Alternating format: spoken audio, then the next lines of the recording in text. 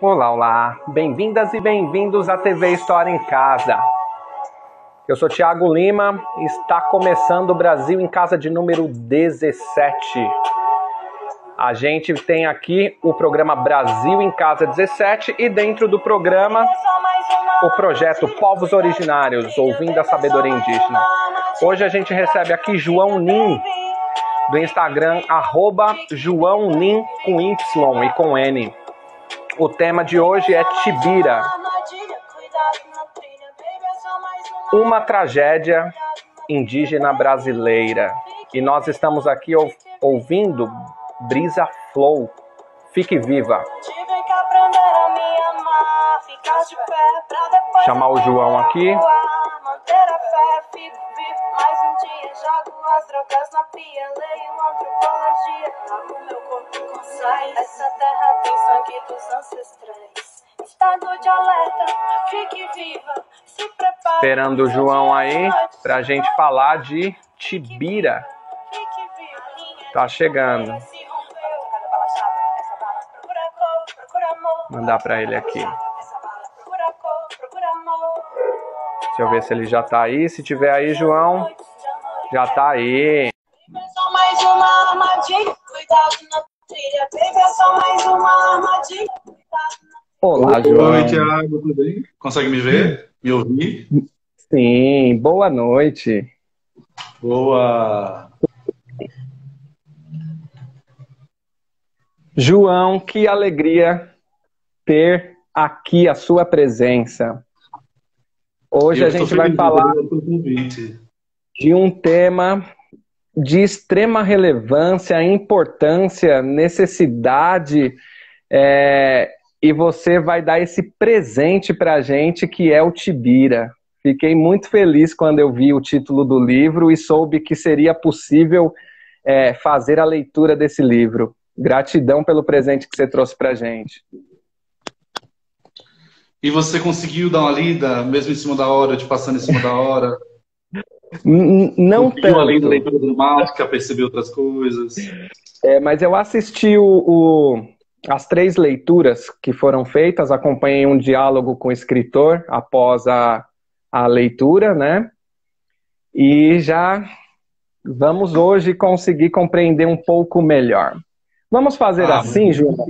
Tá ótimo. Sim. Vou lhe apresentar para aqueles e aquelas que não conhecem. Hoje a gente recebe aqui João Nin. Ele é da etnia potiguara, ele é licenciado em teatro e ele é atuador. Ele é artista que escreve, ele é artista que toca, ele é artista que interpreta. E ele está publicando o livro com o título de Tibira, uma tragédia indígena brasileira. Ele é de Natal, Rio Grande do Norte, e está em São Paulo nesse momento conversando com a gente. João, seja muito bem-vindo à História em Casa. Seja muito bem-vindo ao projeto Povos Originários, Ouvindo a Sabedoria Indígena. Para a gente é uma felicidade ter sua presença aqui.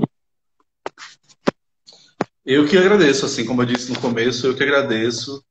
Estou muito feliz pela lembrança, por estar aqui, podendo falar de Tibira por uma perspectiva também histórica, com quem entende, né? Então, vamos lá, assim, tô bem feliz, espero que as pessoas se interessem também por essa figura histórica, por essa figura importante da nossa, enfim, da nossa existência, né? E, enfim, quem quiser também adquirir o livro, ele ainda está em pré-venda no link na minha bio, porque já era para os livros terem chegado, mas como a gente está em pandemia, eleição, tudo isso, né? A gráfica, infelizmente, não conseguiu cumprir o prazo que ela mesma deu ainda. Então, eles devem chegar certo, mas vai ter guerra. Tá tudo certo. Tá tudo certo, João, tá tudo certo. O mundo tá fazendo isso com a gente agora, criando esse momento assim, né? Você vê até as eleições ontem, foi tipo, não chegava o fim. Tá acontecendo. Vamos lá, vamos começar assim. Vou fazer uma leitura, João, e aí eu jogo para você, convido todo mundo que está assistindo para a gente construir junto esse momento, porque aqui é um local de construção coletiva. Então, quem tiver aí, manda pergunta, manda provocação, faz comentário, indica leitura, indica música, e a gente vai construindo junto aqui, beleza? Então, vamos lá. Vou ler um trecho aqui, ó. Os livros de história dos ensinos básicos e fundamental tecem, nos capítulos da história do Brasil, sobre a miscigenação e a formação do povo, uma imagem bastante singela, mas superficial, da trajetória das comunidades indígenas no país. A literatura, o teatro e a música conseguem aprofundar esses fatos com um pouco mais de veracidade e de denúncia. E, com a obra Tibira, se retrata uma importante reflexão dos sentimentos dos indígenas, seus medos e suas aflições. A peça, como um monólogo em que os personagens têm silêncio como interlocutor e, com ele, desenrolam um diálogo com a própria ancestralidade, cria pontos de tensão sobre os fatos e hábitos vilipendiados, como é comum acontecer numa relação entre opressor e oprimido. É um grito de socorro de uma comunidade excluída. É um alerta sobre os conflitos internos e externos de uma população que sofreu e ainda sofre muito com esses séculos de imposição da aculturação. O texto usa o Y, em maiúsculo, como um personagem que também foi, aos poucos, oprimido pela escrita portuguesa. Esse lindo texto para falar sobre a obra de João é da maravilhosa Elaine Potiguara, que quem puder já vai lá, escreve o nomezinho, segue, acompanha o trabalho, que ela é maravilhosa. João, depois do... Eliane. Grandiosa. Depois desse texto, eu jogo para você contar pra gente quem foi Tibira. Minha gente, quem tá caindo de paraquedas aqui, nunca ouviu falar de Tibira. Tibira foi um indígena tupinambá, executado em praça pública em 1614, em cima do Forte de São Luís, no que hoje chamamos de Estado do Maranhão, né? Cidade de São Luís, Estado do Maranhão. Então ele é uma pessoa que foi executada em praça pública que nós temos documentado por um frade francês chamado Yves Douvreau. Mas, fora essa documentação, a gente não sabe se existiram outras pessoas que também foram executadas por sodomia, dessa maneira tão cruel, né, como ser morto, preso à boca de um canhão, dividido ao meio. Né? Então, Tibira é essa ancestral dissidente que nós temos e que, infelizmente, nós escolhemos, a herança que nós escolhemos é da violência ainda, né? Então, quando eu escrevi esse livro sobre essa personagem, quando eu escrevi essa ficção sobre essa personagem histórica, eu estava querendo trazer uma nova herança para corpos como os meus, corpos como o de Tibira, né? Que a gente soubesse que mesmo à beira da morte a gente não se curvou, que nós temos muita dignidade em exercermos nossas naturezas, sejam elas qual forem em questão de gênero ou sexualidade, né? Então, Tibira foi um meio também que eu utilizei para dizer muitas coisas que eu queria. Mas é uma personagem histórica que, quando eu fui mergulhar a fundo, eu já conhecia a história há muito tempo, né? Quando eu fui mergulhar a fundo, eu não imaginava que não tinham coisas. Aliás, eu fiquei triste de não ver que não existiam mais coisas sobre Tibira. Né? Como é uma história muito antiga e é uma história que tem um ângulo, ao menos o do colonizador, né, do francês, a gente tem esse registro da parte dele, eu pensei que essa história já estava sendo mais contada. Então, eu acho que é uma história que deveria ser dita na escola, sobre o recorte LGBT, sobre como a colonização vem os corpos, né? E isso não é falado. Então, acho que escrever esse livro vai abrir alguns caminhos, digamos assim, para esse tipo de memória. Extremamente importante, João. Essa história acontece no início do século XVII, né? 1614. No Nordeste brasileiro. Então, para a gente conseguir localizar aí, 1614 Portugal já havia decidido que o Brasil seria sua posse, né, colonização, há quase um século, porque foi em 1530. Então a gente já tem nesse processo.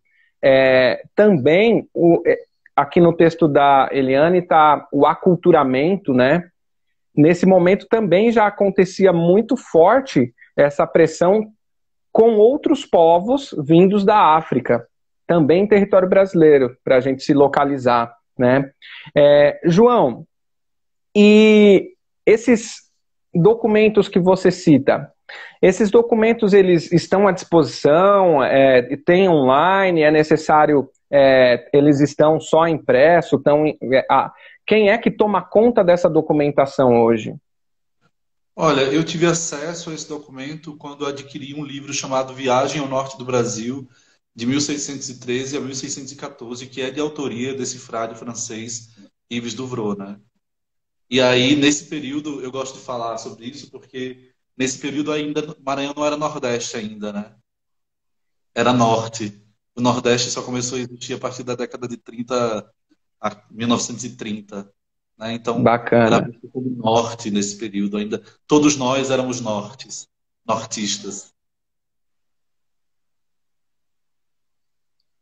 Interessante. Pessoal, participar, manda aí. E aí essa documentação, ela está disponível? Você consegue... o livro foi o que você leu. Tem o original aqui no Brasil? Você tem? Eu não pesquisei a fundo para saber se ele está disponível em PDF na internet. Entendeu? Pelo menos no período que eu pesquisei, eu não consegui encontrar. Talvez hoje em dia seja mais fácil, porque eu adquiri ele há uns 3 anos atrás. Então talvez hoje seja mais fácil. Mas eu sempre falo para todo mundo, quem quiser o capítulo especificamente sobre Tibira, que eu escaneei, é só me pedir que eu passo. Eu mando Interessante. um link. Mas não é. Não acho difícil o acesso, sabe? Uhum. Quando eu tenho contato com a história de Tibira, é uma história, na verdade, que vem sendo passada pela oralidade, né? Então é uma história que eu conheço há muito tempo, mas Certo. eu não tinha tido acesso a fontes, digamos assim, né?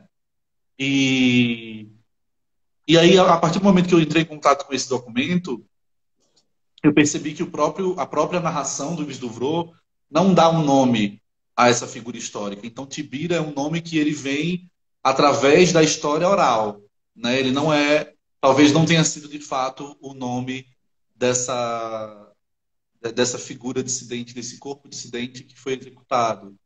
Mas o que eu acho super interessante também, porque provavelmente tem alguma relação, a história da gente vai sendo passada de outras maneiras, né? E o significado que eu tenho para mim como Tibira é muito lindo, porque para mim Tibira vem de Iuirá, de árvore em Tupi-Guarani, né? Então, para mim, é muito mais forte esse significado do que os antropólogos tentam dar, de que ia fazer sexo com humanos, ou ter relação homossexual, blá, blá, blá, que é uma tentativa mais de dar um significado a partir de um fim do que de fato o que significaria, né? E aí, o que me espantava ao conhecer as pessoas que conheciam as histórias é porque elas não tinham muitas informações, né? E esse documento eu achei simples de encontrar, né? Eu comprei no brechó, ou no brechó não, no sebo. Eu confundo as palavras. Eu comprei esse livro num sebo. E foi muito louco, porque quando eu entrei em contato com o documento, ele só reafirmou o que eu já sabia, porém ele deixou tudo mais cruel. Porque foi ao ler o documento que eu conscientizei que quem ligou o canhão para matar Tibira, apesar de toda a construção estrutural ser da França equatorial, lá, equinocial, não sei exatamente como chama, já li das duas maneiras, mas quem acendeu o canhão foi outro indígena, Caruá Tapirã, que acende e fala que faz para que os colonizadores reconheçam que ele e outra parcela do povo está disposto a lutar por esse mundo que os colonizadores acreditam e que ele é um servo e que vai honrar tudo isso, né? Então isso me espantou muito, assim. E eu gosto de brincar de que onde enterram Tibira nasce Pablo Vittar, né? E aí quando eu brinquei com isso, de que Pablo Vittar nasceu no mesmo lugar que Tibira foi executado, foi porque eu vi a própria Pablo Vittar postando uma frase que era assim: a árvore fica muito triste quando é cortada e percebe que o machado também a base do machado também é feita de madeira, né? E nós temos muitos capitães do mato A escravidão indígena foi muita, as pessoas invisibilizam e soterram isso, mas a escravidão indígena foi muito grande, né? Assim como a negra também. Então nós tivemos capitães do mato de todos os lados, né? Negro e indígena. Nossa, que fala maravilhosa, João. Quando você fala da questão da palavra tibira, dos significados que dão e do significado para ti, o ibira, árvore, e quando você trouxe a fala da Pablo Vittar, ela também fala de árvore, né? É a relação da árvore com o machado também.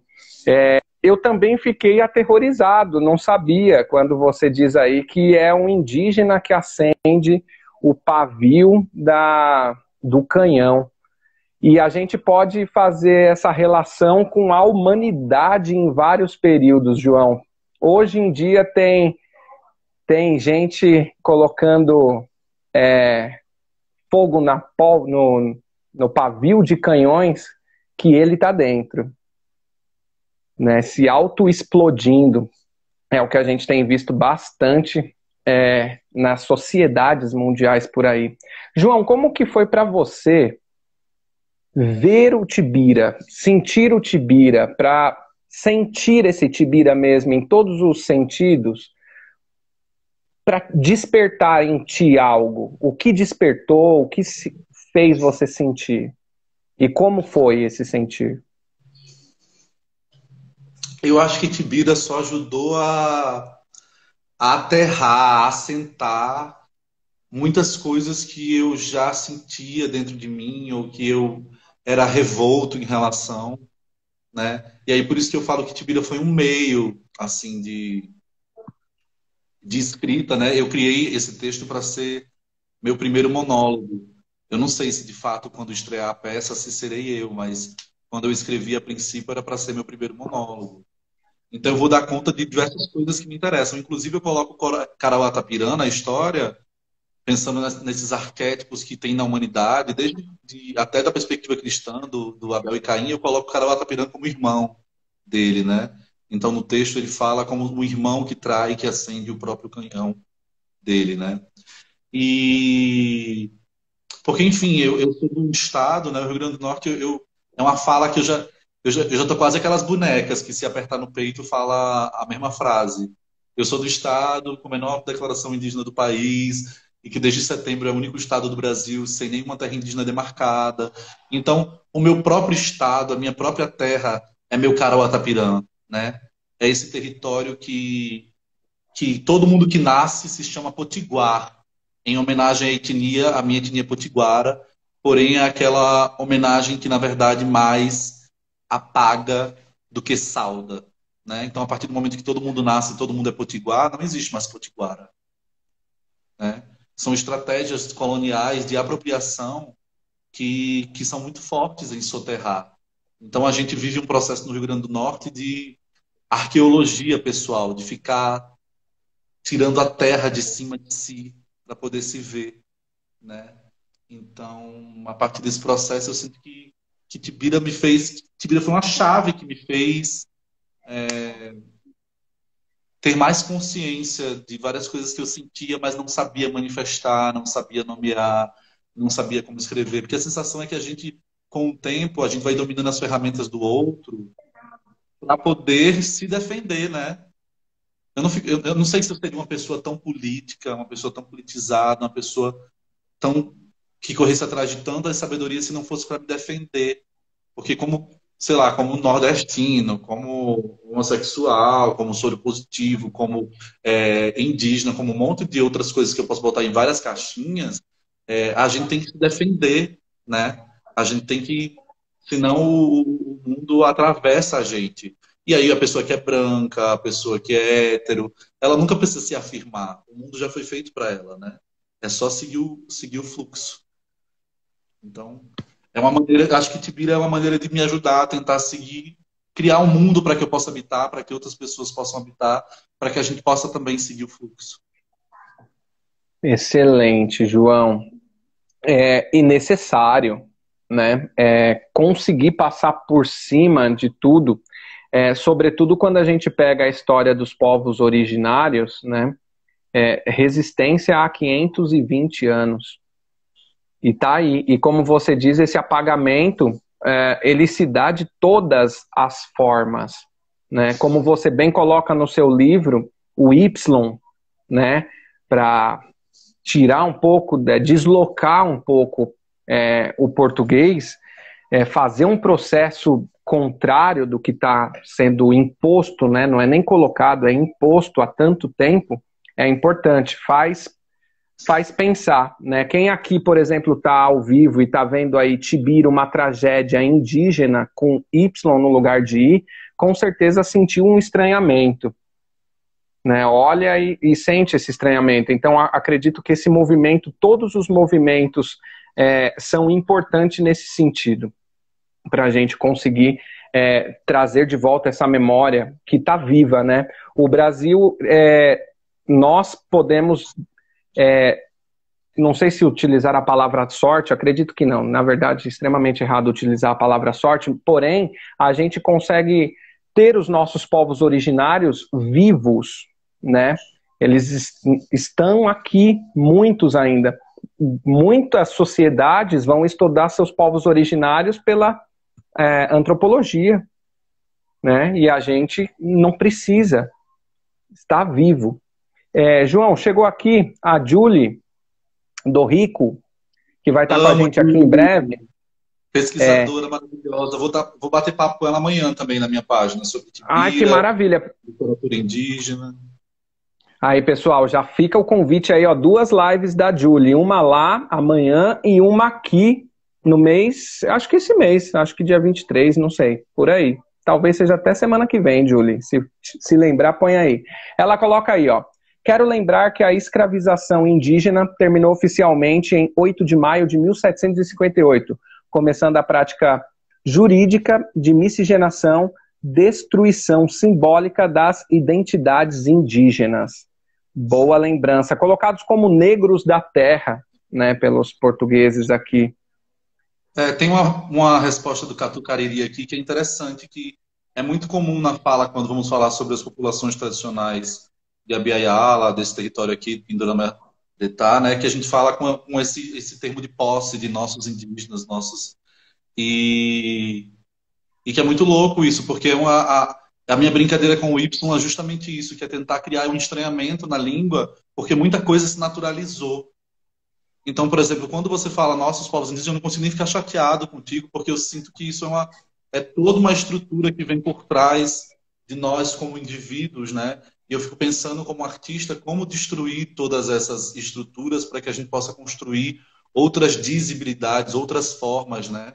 Eu acho muito bonito quando eu vejo pessoas dos movimentos negros, ou, na verdade, geralmente anciões negros, pedindo licença, sabe? Eu acho muito lindo, porque é isso. Tem uma objetificação dos povos indígenas, transforma a gente em coisa, né? E aí, na verdade, quando essas pessoas pedem licença, eu acho tão bonito na perspectiva de que estamos todos juntos aqui e temos que aprender uma forma de viver todos nós juntos, sem que seja nem agressivo para vocês, nem para a gente, né? Mas o que acontece é que, às vezes, eu sou muito pautado como violento. Olha, Caí acabou de entrar também, Luiz Bárbara.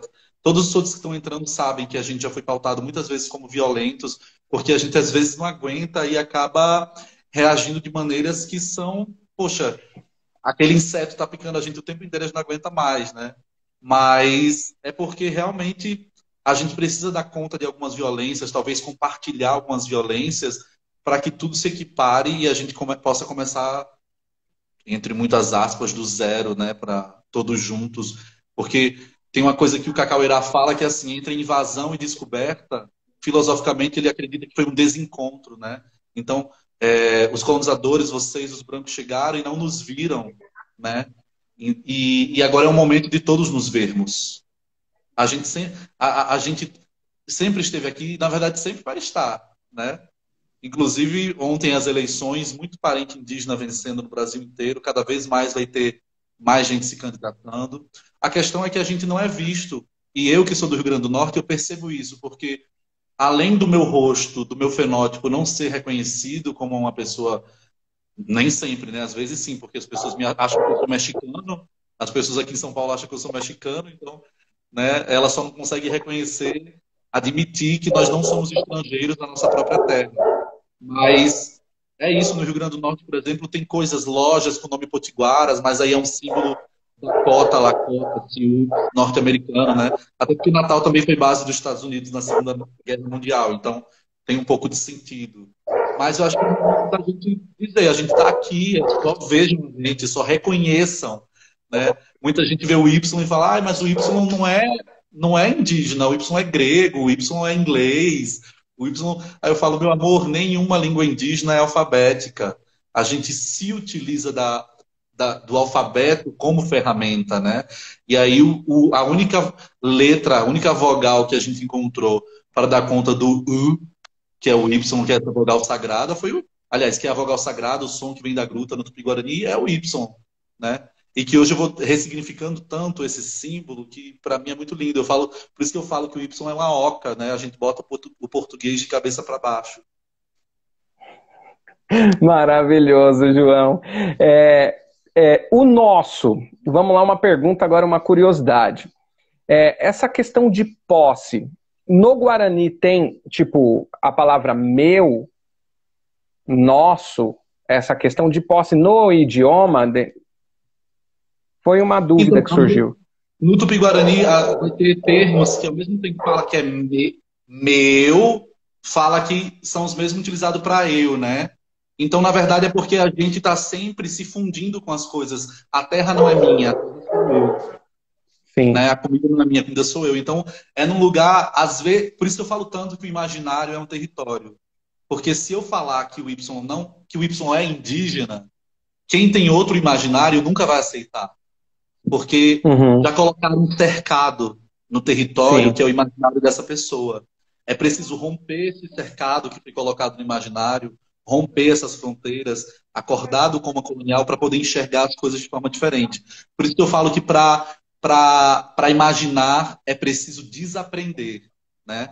E a gente, desde crianças, tem que aprender um monte de coisa, e aí a gente fica com o imaginário todo cerceado. Então, se uma pessoa que não desaprendeu o pronome possessivo do português, não vai entender que Chereru Joanim, Cheiru, meu parente, é ao mesmo tempo que é meu, é que sou eu também, né? Não é Entendeu? só posse. Não é ter. A tradução é sempre falha. E aí a tendência é essa imposição de tanto tempo enraizada. Mas quando você fala que... Eu acho que quem vê esses exemplos como afronta é complicado, né? Igual você falou, muitas pessoas veem a gente como intolerantes, talvez, né? Ali como agressivos. A pessoa não está pronta para conseguir fazer esse diálogo, né? Então, o Rafael Barboni comentou aqui, entre aspas, todos são indígenas, exceto quem não é, Eduardo Viveiros de Castro. Aí veio uma galera aqui, deixa eu ver. É uma frase poética que eu acho bonita, mas que é perigosa, assim, nesse mundo do mito das três raças, né? De que todo mundo tem sangue negro, branco e indígena. Porque isso favorece quem? Os descendentes da monarquia estavam falando isso esses dias. E enquanto as lutas indígenas estão brigando por demarcação de terras, eles são donos de imobiliária, né? Então a gente continua pagando aluguel para a galera que veio colonizar o Brasil. E eles falam que todo mundo tem sangue indígena. Então serve a quem, né? É um grande mito, assim, de apagamento. Para mim, é no mesmo lugar do potiguar, que é o termo de quem nasce no Rio Grande do Norte. Todo mundo é potiguar. Sim. Conversei aqui com o Geni Nunes, falamos bastante desses pontos também, de apagamento, né? De apropriamento e tudo mais. Caê Guajajara, nós, né, super violentos, e eles praticam o genocídio, são os santos. É interessante o nome Santos também, que vai remeter diretamente ao cristianismo, né? Os santos. E esse cristianismo chega aqui muito forte também, junto com tudo que chega, o cristianismo é uma das ferramentas muito forte, né, João? Até o cristianismo vai ter um papel fundamental na nossa história. Hoje ainda tem não. Existem muitas muitos indígenas cristãos, João, uma grande parte, como que é? Eu só não casei, o resto minha mãe fez eu fazer tudo. Crisma, primeira Eucaristia. Hoje que ela é mais desligada, ou tem uma questão mais para ela, assim. Meu pai não é religioso, minha mãe é. Mas muito, Ave Maria. Na terra indígena que eu trabalho, tem a primeira igreja em Guarani, tudo em Guarani. É muito louco, assim, é bem complexo. Eu, particularmente, sou o próprio anticristo. Já que é para falar de religiosidade e cristandade, né, João? É, Tibira, Tibira considerado praticamente o anticristo também, né, João? e na obra ele tá lá, não baixa a cabeça nunca, né? Tá lá debochando, falando que se é para batizar, se é para dar hóstia, tem que dar para uma missa inteira, porque ele tem muitos dentro dele, né? Não é só um demônio, tem muitos. Ele tá lá debochando o tempo inteiro também dessa religiosidade, né? Dizendo que Deus é esse, né? Que faz ter que matar dessa maneira, que mata e não vai comer meu corpo depois. Quase isso, né? E também tem fala que eu vi na leitura dessa ideia do Tibira trazer mesmo essa. Ele é pesado, mas também traz essa relação de que ele está levando as coisas e mostrando na cara, né? De falar assim, eu que sou o demônio, olha o que vocês estão fazendo, né? Olha para vocês são muito mais do que eu. Né? Por que estão fazendo isso comigo? Tem essas perguntas, né? Até quando levam, por que estão me levando? E quando ele encontra as pessoas que estão fazendo isso com ele, que são pessoas que ele conhecia de outras relações, ele fala, por que você está fazendo isso? Agora você faz isso. Então o vendido, né? Aquele que está sendo mandado fazer e está dentro desse sistema e que dane-se tudo o que acontecer, está dentro da máquina girando. O Tibira mexe muito com essa máquina, balança bastante a máquina, pelo menos pelo que eu assisti das leituras. O que você acha desse sacudir que dá na sociedade? Você sente? Alguém já trouxe isso para você? Ah, muita gente. Acho que muita gente. Acho que, como eu falei, desde Pablo Vittar, Eliane Potiguara, muitos pesquisadores e pensadores indígenas abriram meu mundo, assim, meus horizontes ao lê-los. A própria Eliane Potiguara, acho que é uma das primeiras a falar. A gente está falando hoje de racismo estrutural, ela estava falando de racismo institucional na década de 80, né? Então, muitas pessoas fizeram isso comigo. Eu sinto que o que eu tento fazer com Tibira é de devolver o espelhinho, né? Porque todo o mito da troca injusta, de dar uma coisa por algo muito menor, né? E então eu sinto que eu dou esse espelho de volta e Tibira reflete esse mundo colonial, confrontando ele, né? E a minha escolha por não colocar as falas dos colonizadores ou de com quem ele está dialogando é justamente para teatralizar a obra, para que quem é o leitor imagine o que essas outras falam. Então eu estou jogando com o imaginário e com as referências do próprio leitor ou leitora, né? E é isso, a voz dos colonizadores também foram sempre ouvidas. E agora eu acho que elas têm que ficar um pouco na coxia, assim, digamos assim, né? Nossa, que bacana. Espelhinham de volta. Aí eu penso aqui, introspecção, olhar para dentro, né?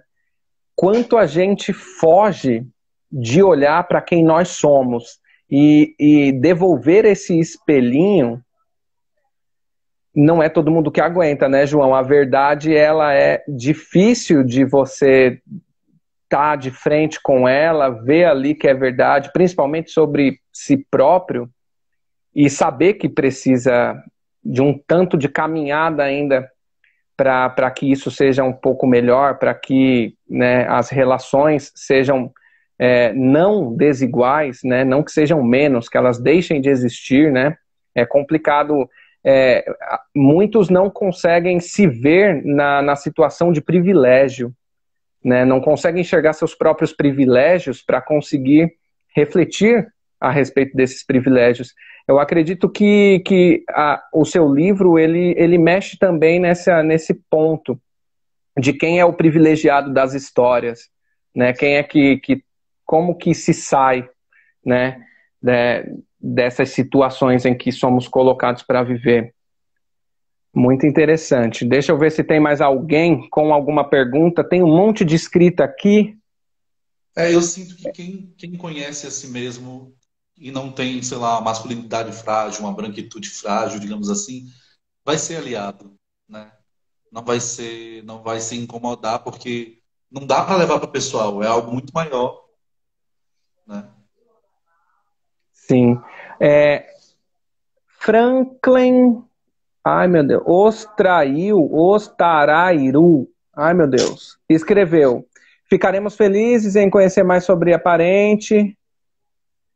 Aqui a Julie comentou sobre o casé, Tupinambá, que até eu vi uma aula de vocês, que coisa linda. Ver na mesma tela Casé Angatu Tupinambá, João Nin e Geni Nunes. Que coisa maravilhosa foi assistir, e sempre bom ouvi-los. O Casé é um ser que ele começa a falar, é bom, né, ouvi-lo. Tem muito para dizer a respeito, exatamente, sobre a história. Mestres, assim, são pessoas que admiro muito. Aí aqui, Mibojump, pro Tupinambá não existe religião, então a força de resistir à religião cristã é sobre a nossa forçada múltipla dos elementos, dos deuses e encantado da floresta. Mostra que são muitos. Catucariri, religião não existe pra gente, é só mais uma ferramenta do capitalismo para ganhar moeda. E aí você trouxe essa proposta, essa ideia de ferramenta, né, João? Então o pensar em como conseguir dizer que somos atingidos por todos os lados, todos os sentidos, a todos os instantes, né, João? A fala, ela está pronta para atingir os povos originários, né, João? No dia a dia, o cotidiano, se você pegar tudo que é dito, você vai ver que em vários momentos ela está sendo usada para essa agressão, né? A palavra é palco, palanque, bandeira, troféu. A palavra, ela é a boca do formigueiro de algo muito mais profundo, né?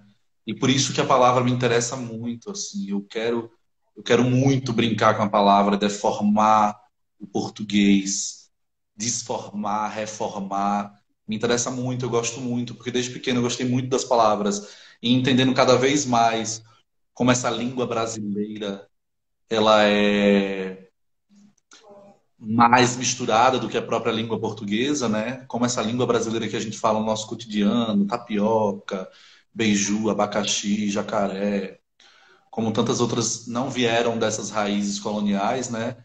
Me interessa muito pensar em como utilizar tudo isso a nosso favor, porque, por exemplo, o Tupi-Guarani é muito mais poético que o português. É muito mais poético, é muito mais rico, assim. Tem que ser, dependendo do que é dito, da forma que é dito, você pode entender de outra maneira, né? Então, me interessa muito, assim. Eu não estudei, eu não tive a chance de estudar nenhuma língua nativa na minha formação, né? Hoje eu estudo porque eu trabalho em terra Guarani e Andeua, então a minha formação linguística é Guarani e Andeua, e tenho muito orgulho apesar dos pesares, agora de estar estudando muito, porque assim, até as próprias pessoas do território falam, a gente não tinha interesse de estudar. Eu comecei a estudar aos 28, a Itamirim, né, que é uma liderança. Ela fala, eu só fui começar a estudar mesmo a língua aos 28, porque o mundo colonial é muito sedutor, né? Então, às vezes, lá a grande questão na Terra Piaçauera é que, assim, por que a gente vai aprender essa língua se lá fora a gente não usa, né? Então, por exemplo, o teatro que eu faço também há 3 anos lá, é nessa perspectiva de trazer mais orgulho à própria identidade, transformar a fala algo mais rotineiro para o jovem que está seduzido pelo videogame, pelas outras coisas que não são na língua, né? De repente começar a construir coisas nessa atmosfera a partir da língua. Mas eu sinto que a língua ela é um fio condutor assim muito rico. Eu cresci a vida inteira comendo carnes de charque, né? Carne de sol. Minha mãe botando a roupa para quarar no varal. E aí quará vem de Quaraci, Quaraci é sol. Aí charque é quechua. Como é que os Andes conseguiu chegar na Mata Atlântica, assim, no litoral brasileiro, né? E aí é lindo, porque no Nordeste a gente come carne de charque de boi, lá eles comem carne de charque de lhama, e aí eu aprendo que charque significa carne seca, literalmente, né? Mas existe também, historicamente, uma grande migração desse território para o Nordeste brasileiro, inclusive hoje em dia, né, tem muito parente do Araô agora em Natal, infelizmente no sinaleiro pedindo dinheiro, porque, enfim, a questão venezuelana é muito bizarra, estava mais bizarra ainda no período que eles precisaram se refugiar, né? Então, essas migrações que são anteriores às fronteiras sempre existiram, né? Meu pai vem aqui para São Paulo, meu pai e meu irmão eles são mais retintos, né? Então, na cabeça das pessoas, eles são negros, eu, minha mãe e minha irmã somos brancos. Nenhum contempla nada do que a gente é, né? Mas meu pai aqui em São Paulo, o povo chama ele de boliviano, né? Eu sou mexicano e meu pai é boliviano. A gente só não é natalense, a gente só não é potiguara, a gente só não é potiguar. Ah, sensacional, João. E lembrar também que divisa é uma coisa recente, né? Não, divisa, Brasil, Venezuela, não tem divisa, né? O território é livre, né? Estão escrevendo aqui, eu estou perdendo as escritas, pessoal, de tanto que estão escrevendo. Se puder escrever nessa interrogação aí, fica mais fácil para a gente projetar aqui, ó. Xenupre. Espiritualidade está em tudo, no acordar, no plantar, no colher, até no toré. Ou, perdão, até não. No toré, no dormir. Tudo é sagrado. Mariana Bia. Gente, não sabia a providência da palavra quarar. Aí, ó. Shark. Já achou. Né, João? Catucariri. Os Juruá nos usam a todo momento, eles nos usam como ferramenta de estudo. Também aí entra um outro ponto, né, João? Essa questão da ferramenta de estudo objetifica também, né? A gente quer ser sujeitos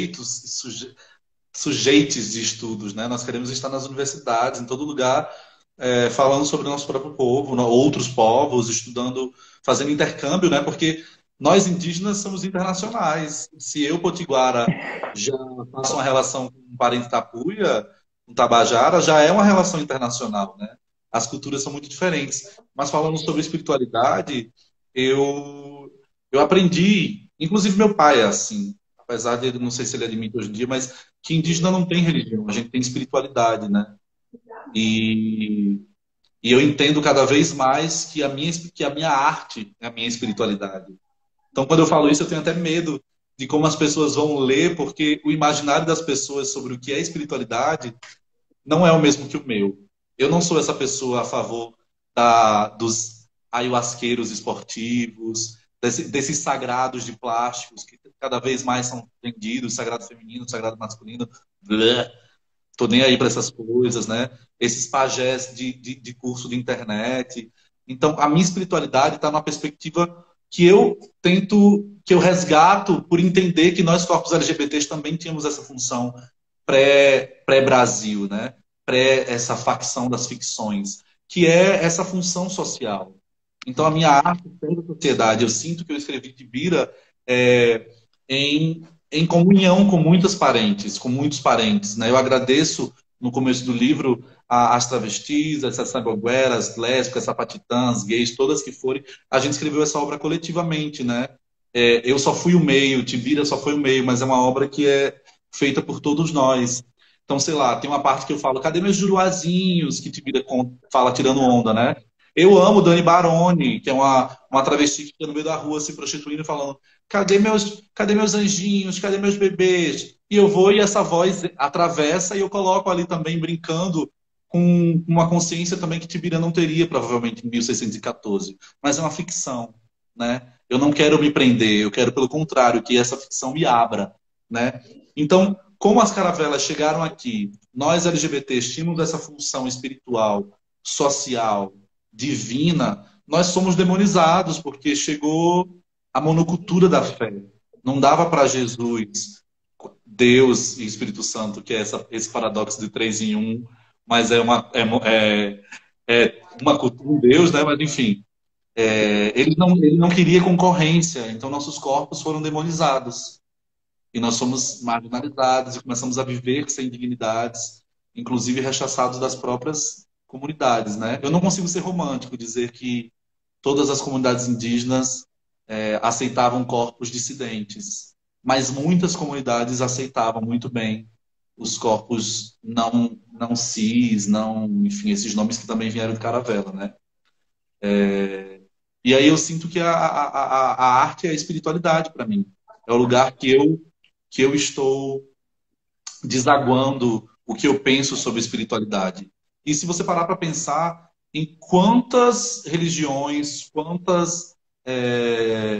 não sei nem falar o termo exato para cultos e outras coisas que não são necessariamente religiões, doutrinas, sei lá. Quantas pessoas dessas que mediam não são LGBTs, né? Quantos padres, quantos pais de santos, quantas freiras, quantas monges e monges que são pessoas LGBTs, mesmo que elas sejam celibatárias ou não, né? São pessoas LGBTs. É incrível a quantidade de LGBTs que tem nesses lugares, né? E eu sinto que a nossa força, a nossa energia pode ser muito melhor aproveitada no que eu considero a minha espiritualidade, que é a arte, né? Maravilhoso. João, você fala de religião e espiritualidade. É muito interessante a relação com a espiritualidade, né? A religião, acredito eu, que seja o momento em que transforma a espiritualidade em instituição. Aí institui algumas normas e vira, né, esse processo de religiosidade. A espiritualidade, ela transcende, ela é indizível, né? É impossível a gente caracterizar aqui espiritualidade. E você traz também a relação do romantismo. Não, o romantismo, ele prejudica demais as relações sociais, né? Não cabe romantismo quando a gente está falando das relações humanas tão violentas e tão desiguais e tão injustas, né? Que ainda faz a massa acreditar que o outro é o errado, né? Como a gente tem essa história, como você diz aí, tudo isso que chega de Caravela, ela vai trazer também essas relações humanas a partir dessa chegada, né? João, a gente tem aqui, conseguiram escrever no quadradinho, Rafael Barboni, salve as medicinas da floresta. Legal isso, nunca vi esse formato. Nunca tinha visto assim. Manda um interrogaçãozinho aí, ó. Tem um interrogaçãozinho na tela dentro de uma bolinha. Tá vendo? Legal. Aí o pessoal manda aí, fica bem fácil para organizar, senão você fica perdendo ali no esqueminha. Vamos lá. Incrível, João. Sobre o Quechua, você poderia falar mais sobre essas aproximações de idiomas e culturais. João, aí você pode entrar nisso, mas acredito eu que como tudo é um todo, não tem essa divisão, aqui dentro do Brasil a relação entre povos indígenas de etnia diferente não muda em relação aos povos do restante da América, por conta que essas linhas são delimitadas pós-chegada europeia. Mas adorei o termo pós-chegada das caravelas. Esse daí eu vou utilizar agora, João. Eu não saberia nem falar muito sobre isso, mas é só procurar que tem. Ir atrás de significados, de dicionários, é que eu sou viciado nisso, né? Adoro etimologia, adoro essas coisas. Mas o que eu posso dizer é que nós artistas somos criadores de constelações. Então a gente vê as estrelas no céu e a gente vai ligando pontos. Aí a gente vai juntando uma palavra com outra, um território com outro, uma história com outra, e fazendo e criando novos sentidos dessas relações, né? Sentidos que às vezes a gente passa despercebidos. A minha última é que eu odeio o termo ameríndio, né? E eu tô em em todas as lives, todas as conversas, eu tô falando do absurdo que é essa palavra que a gente naturalizou. Colocar uma identidade continental ao lado de um nome de um colonizador. Américo mais índio, que já é índio, já é errado completamente, né? Somos indígenas.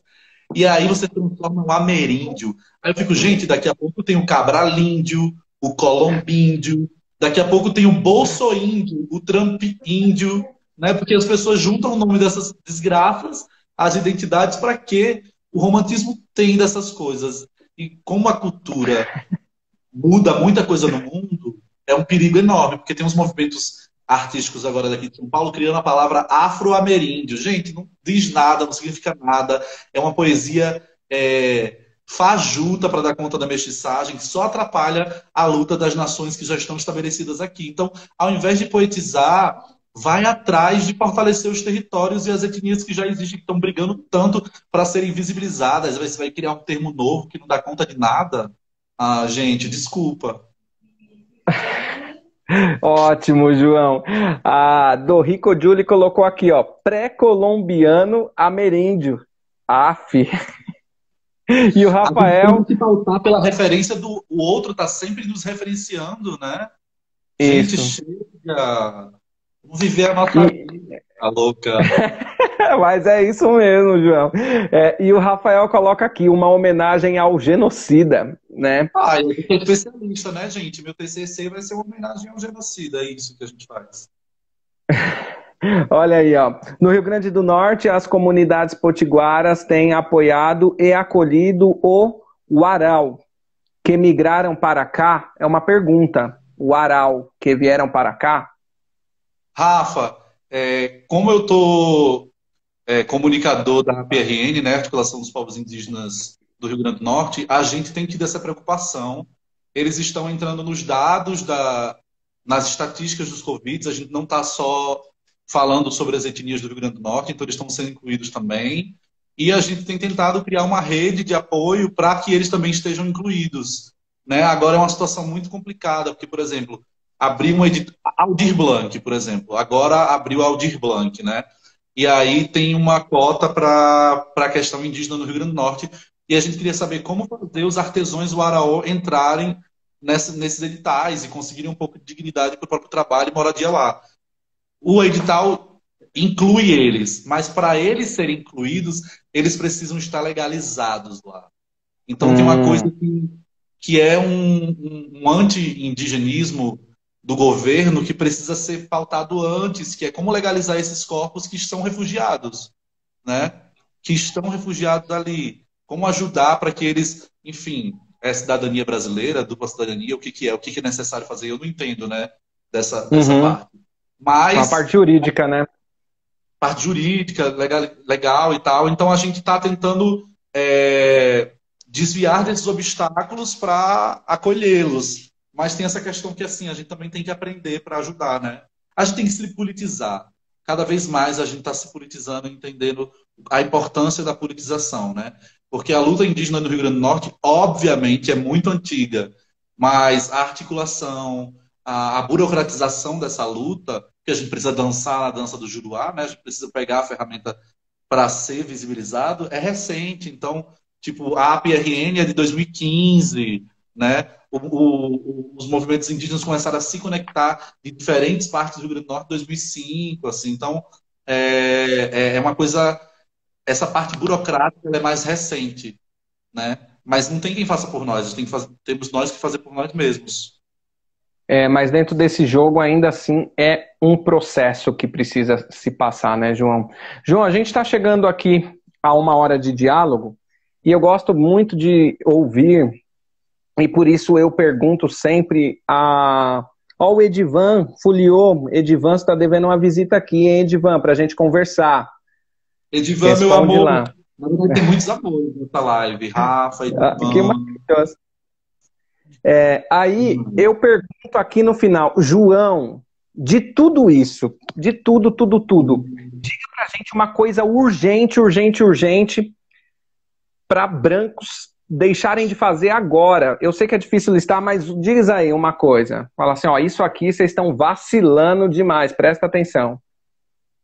Eu acho que a primeira coisa é não reconhecer pessoas indígenas, talvez pelo fenótipo. Acho que a primeira coisa, entender que esse indígena único, o estereótipo criado pela literatura e pelo cinema, só prejudica a diversidade indígena, porque dependendo de tonalidade de pele, dependendo de fenótipos, nós tínhamos muitos diferentes aqui, né? Se pegar um boliviano, um colombiano, por nacionalidade dessa ficção, já são diferentes. Então, imagina o Brasil, que é continental, nós somos muito diferentes. Então, vão atrás de conhecer pessoas indígenas para terem outras referências, além da TV Globo, né, Tainá e essas questões do atual norte do Brasil. E eu acho que todo branco precisa ser um capitão de cimento, que eu estou chamando essa pulsão de vida. É o branco, a pessoa não indígena, o urbanizado, que deforma o mundo colonial. Vocês precisam lutar com a gente para a demarcação de terras, porque se não existirem demarcações de terras, todas as terras que estão nesse diálogo para serem demarcadas, a gente não finalizar isso, a gente está preso a 1500, porque isso é uma demanda inicial, que é o que eu falei que eu acho lindo que alguns anciões negros fazem, que é pedir licença. Já existíamos aqui antes de tudo isso. Como que constroem tudo isso sobre as nossas costas, em cima de nós? A gente não vive em cima de um cemitério indígena. Nós somos o próprio cemitério indígena. Vocês continuam enterrando a gente vivos, né? Então, como não enterrar a gente vivo? Como ajudar a desenterrar essas cidades, que tem que ser exótico, né? Essas cidades ancestrais que estão embaixo dessa terra para a gente viver outros mundos. João, acabamos de uma forma maravilhosa. Eu só tenho a agradecer essa uma hora de partilha enriquecedor. Espero que muitas pessoas ouçam de fato o que foi dito aqui. Gratidão. E quando chegar o livro, a gente vai ler, a gente vai conversando. Eu que agradeço mais uma vez pelo convite. Espero, estou na torcida de que Tibira chegue essa semana para eu mandar para todo mundo, que já está todo mundo aperreado, mas calma, minha gente, que é o tempo do Brasil. E é isso, galera. Obrigado, Tiago. Muito feliz de conhecê-lo, de conhecer seu trabalho aqui, de ver que sua branquitude não é frágil, né? Que você está disposto a ser um aliado de fato. Enfim, que cada vez existam mais pessoas como você. Que, infelizmente você é um estudioso, um pesquisador, um intelectual, né? Nem que as pessoas tenham esse conhecimento sem precisar ser tudo isso, né? Que a gente democratize a educação cada vez mais. E minha gente, meus parentes que estão, tcheiros que estão ouvindo, vamos para cima, que a burocratização é uma merda, tudo isso é uma merda, mas como que a gente dá conta disso, né? Como que a gente vira esse jogo? Como que a gente transforma tudo isso? A gente tem que ir para a guerra conhecendo a arma do outro. Então, estamos juntos, muito obrigado, um cheiro imenso e boa noite para todos vocês. Falou, João. Gratidão a todos também que estão aí, todas. E no futuro, quem estiver ouvindo, valeu também essa riqueza de ideia aqui com o João Nin. E o livro dele está na pré-venda para quem está ao vivo. Vai lá. Compre meu livro, minha gente. Quem não puder comprar, manda para alguém comprar. Entendeu? Eu vou estar vendendo pessoalmente quando chegarem os livros também. Quem está com problema com frete, calma, vai ter e-book semana que vem. Vai dar tudo certo. Então entrem no link da minha bio, comprem, mande para algum amigo, dê de presente, sei lá. Me faça ser best-seller. É isso, que logo vem vários. Falou, João. Valeu. Abraço. Beijo. Auê.